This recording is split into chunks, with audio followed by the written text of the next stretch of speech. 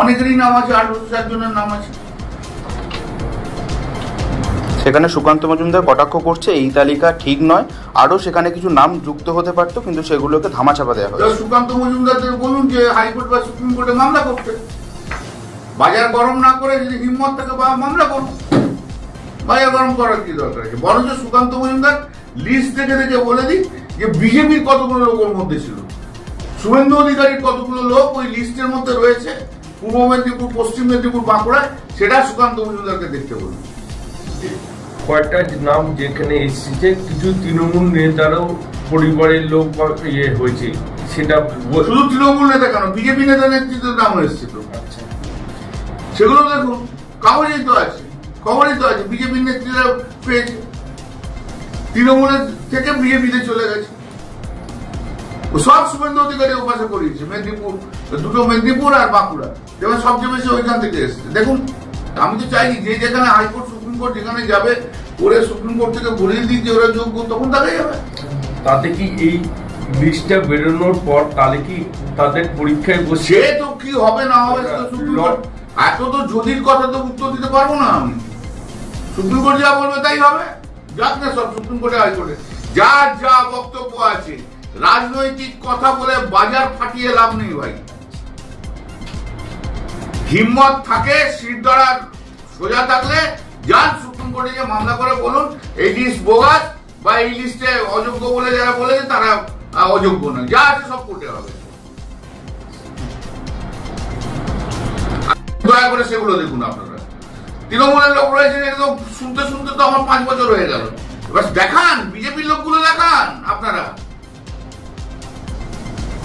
দেখান পূর্ব মেদিনীপুর, পশ্চিম মেদিনীপুর, বাঁকুড়া কি হয়েছিল, মুর্শিদাবাদ যেখানে এখানে শুভেন্দু অধিকারীর অপারেশন ছিল সেখানে কি কি হয়েছিল সেগুলো দেখান।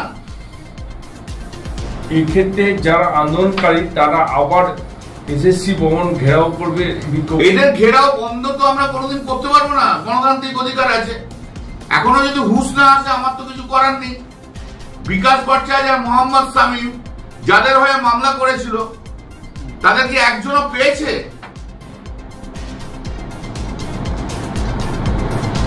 তাদের কি একজনও পেয়েছে? কাদের জন্য মামলা করতে গেছে? তাদের চাকরি দেওয়ার জন্য মামলা করতে যায়নি, অন্য লোকের চাকরি খাওয়ার জন্য মামলা করতে গেছে। আর ওদেরকে বলে যে তোমাদের চাকরি করে দেবো। আর অভিজিৎ গঙ্গোপাধ্যায় যতদিন জজ ছিল না, ওই বিকাশদার একটা দুটো জুনিয়র তারা যে পরিমাণে টাকা তুলেছে সে ভাবতে পারবেন না, তার এনকোয়ারি হওয়া উচিত। হাইকোর্টের পাশে প্যান্ডেল করে সমস্ত মামলা করিয়েছে। আপনারা যাদেরকে হিরো বলেন, বিকাশের কথা আমি বলছি না, বিকাশের জুনিয়র, বাপ রে বাপ, তার তো কয়েক বছর তো এই পাওয়া যাচ্ছিল না। এখন অভিজিৎ নেই, ও নেই। রমেশ বিদুরিরা মহুয়া সম্পর্কে যে সমস্ত বাজে বাজে কথা বলেছে সেগুলো ও অ্যাকসেপ্টেবল নয়, একদম অ্যাকসেপ্টেবল নয়। এগুলো গ্রহণযোগ্যতার মধ্যে পড়ে না। এগুলো বিজেপি কি করে করছে আমি জানি না, ন্যায় কি অন্যায় মহুয়া সেটা আমি কোনো কথা বলবো না, কিন্তু রমেশ বিদুরি যেভাবে মহুয়াকে অ্যাটাক করেছে সেটা কিন্তু গ্রহণযোগ্য পর্যায়ে পড়ে না। আবার অ্যাট দি সেম টাইম পার্লামেন্টের চেম্বারের মধ্যে দাঁড়িয়ে রাজীব প্রতাপ রুডি মহুয়াকে সাপোর্ট করতে যে আমাকে থ্রেট করেছিল, সেখানে শতাব্দী রায় ডেপুটি লিডার উপস্থিত ছিল। সেদিনকে ডেপুটি লিডারও তাকে রাজীব প্রতাপ রুডিকে কিছু বলেনি, আর মহুয়া তো বলবেই না, ছেড়ে দিন। তো আমার বক্তব্য যে এখন রাজীব প্রতাপ রুডি কি বলছে।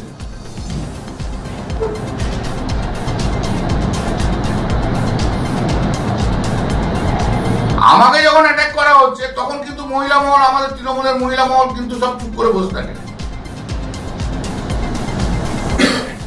বিজেপির লোক অ্যাটাক করছে কিন্তু তখন মহিলা এমপিরা চুপ করে বসে থাকে, কিন্তু তখন দলের যে একজন এমপিকে সাপোর্ট করে না। সেদিনকে এসপির লোকগুলো আমাকে সাপোর্ট করেছিল। দিদি আর অভিষেকের কাছে তো ফিল্টার হয়ে অনেক কথা যায়, সব কথা তো আর যায় না। একটা ডেপুটি লিডার কি করে দাঁড়িয়ে দেখলো যে রাজীব প্রতাপ রুডি তার দলের এমপি কে থ্রেট করছে, মাসল পাওয়ার দেখাচ্ছে।